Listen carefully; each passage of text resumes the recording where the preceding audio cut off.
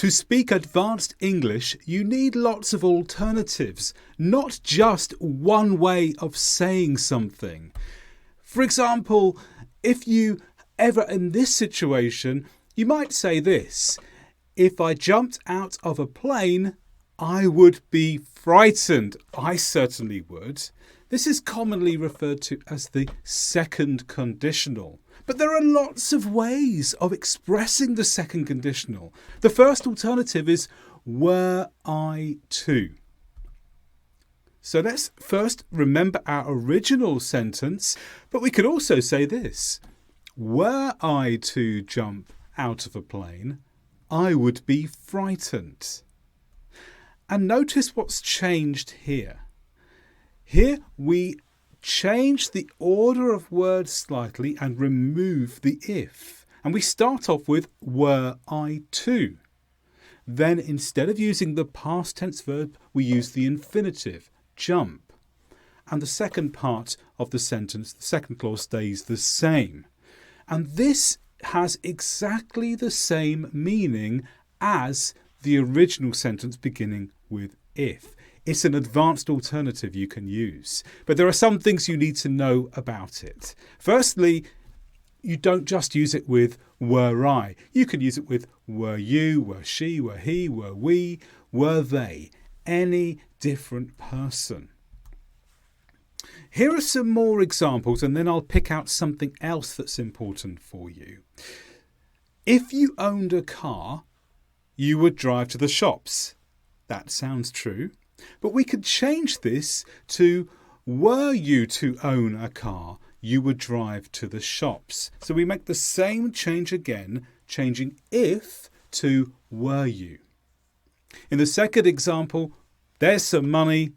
What would you do if you were rich? If I were rich, I would buy a big car, perhaps. But you could also say, were I rich, I would buy a big car. And here's the first thing to notice. If you are using the verb to be in your if sentence, then you don't need to plus infinitive. All you have to do in the were part of the clause is put were followed by the subject. So in this case, were I, or it could have been were you. And then rich is the adjective here. So we don't need those extra bits when we just use the verb to be. Also, be aware, this structure does not work well with negatives.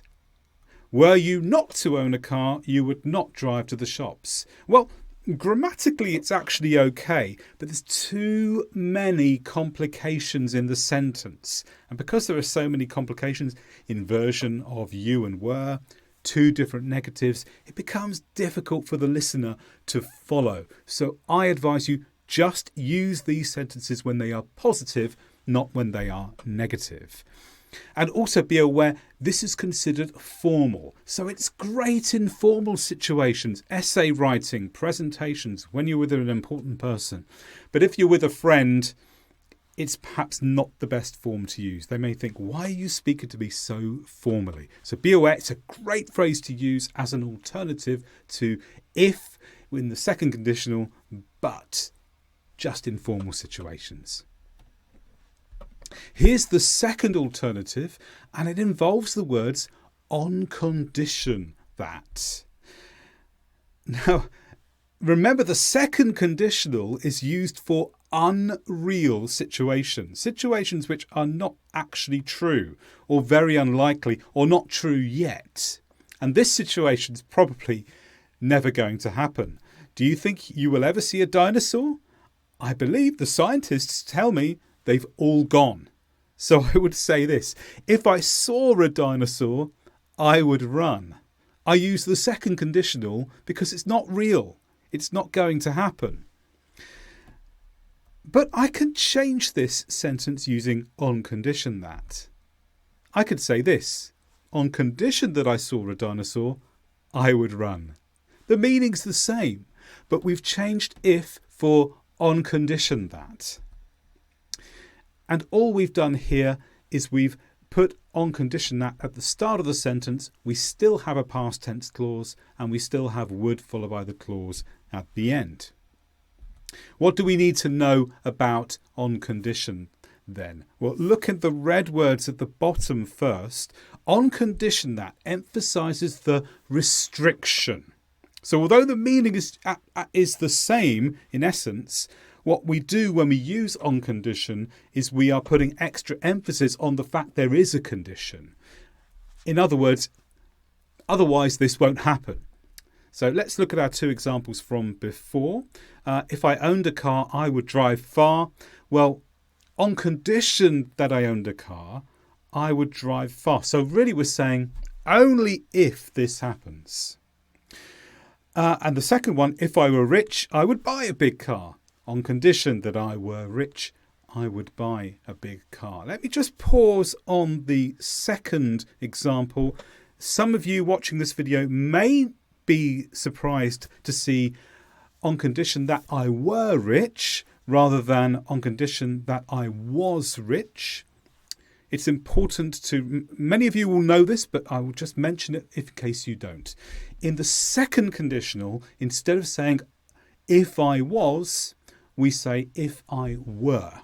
It's just an exception in English language. The third example is to followed by the infinitive.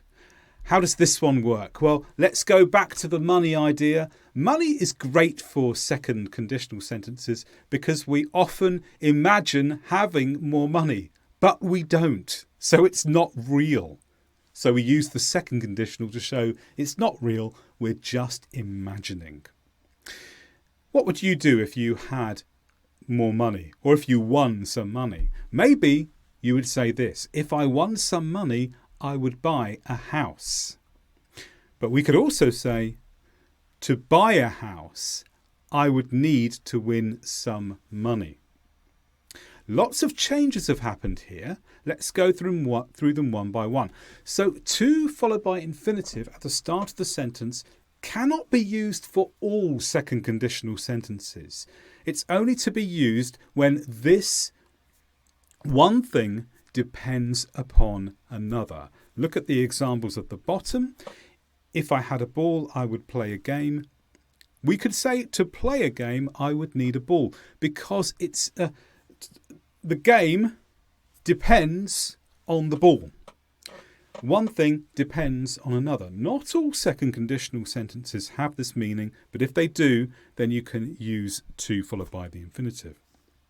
Or if I owned a car, I would drive far.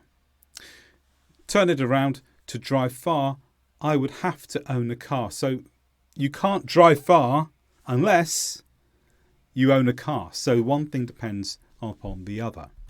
Also notice that the order of the sentence has changed. Would goes with the if part. Let's look at this example again, the first one. If I had a ball, I would play a game. But where's the would in the second part?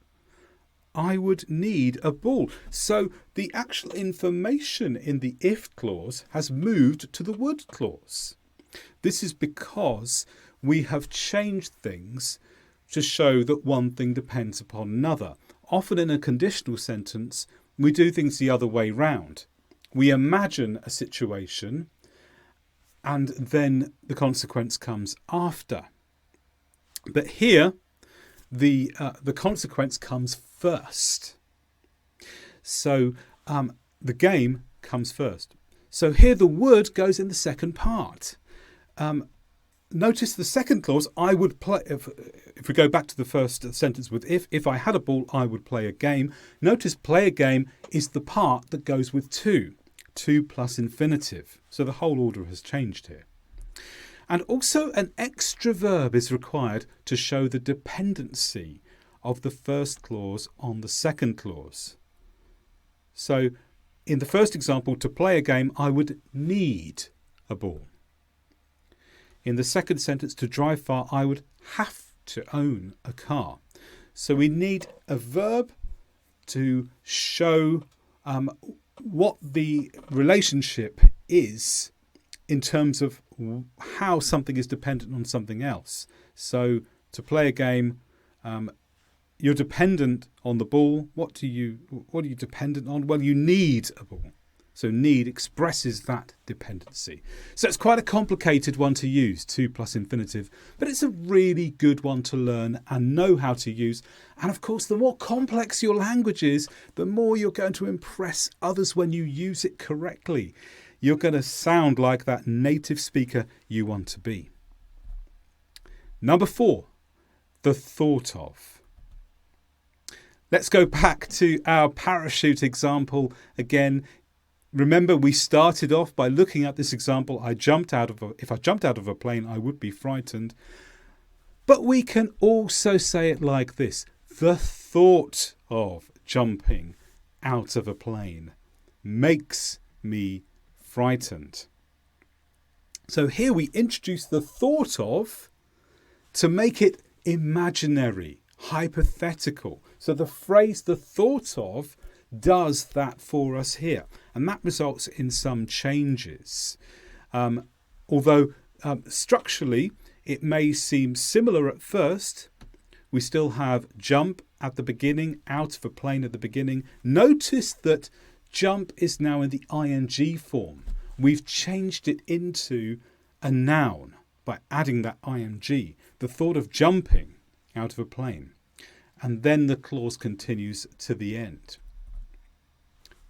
Did you notice that would is not used here at all?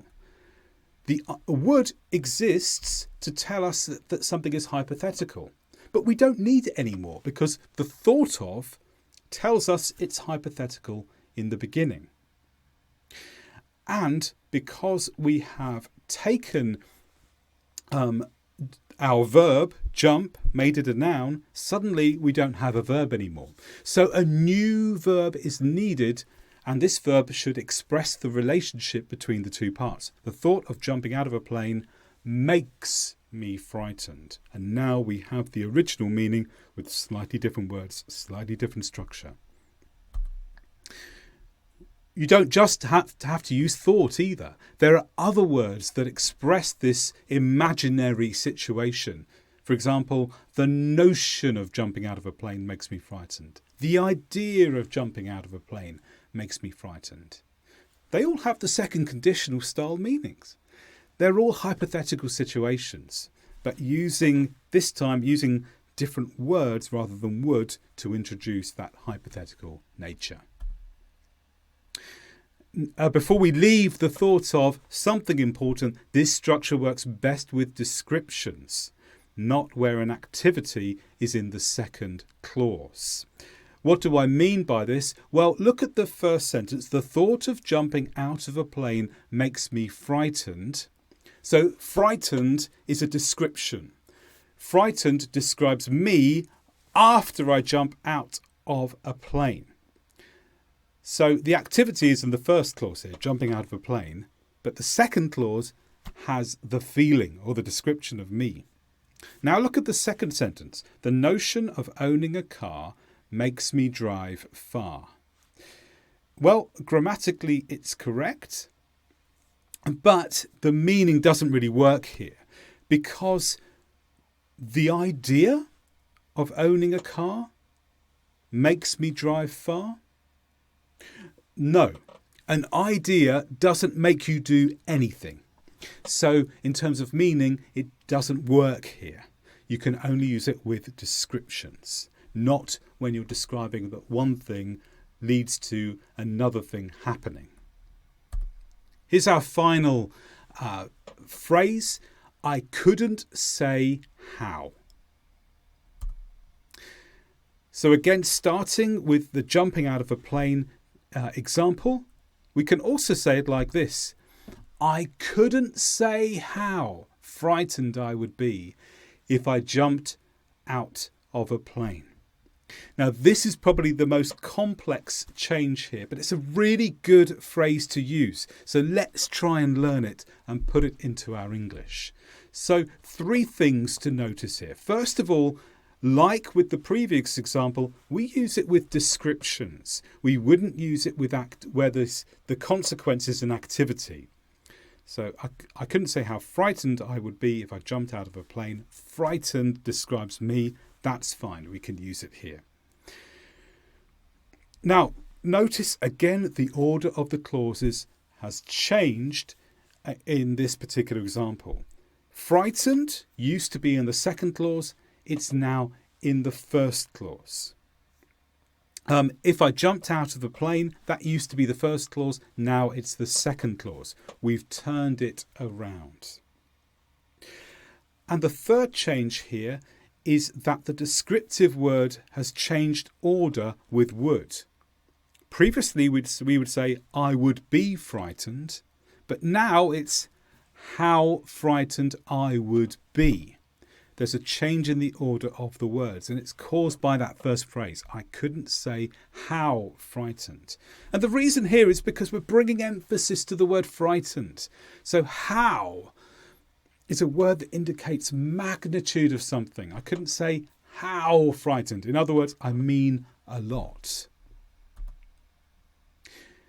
Again, as with the fourth, number 4 that we looked at before, there are similar alternatives to I couldn't say how. One of them is this. It's not the only one, but here's a good one. No words could express how frightened I would be if I jumped out of a plane. And again, this is bringing emphasis onto just the great amounts of the adjective that I'm feeling. I'm not just frightened, it's a great amount. No words could express how frightened I would be. If you took all the words in English together and search through the dictionary to find a word, you could not express the fear within me if I jumped out of a plane. Would you feel the same? I hope I never find out. It really scares me, the thought of jumping out of a plane.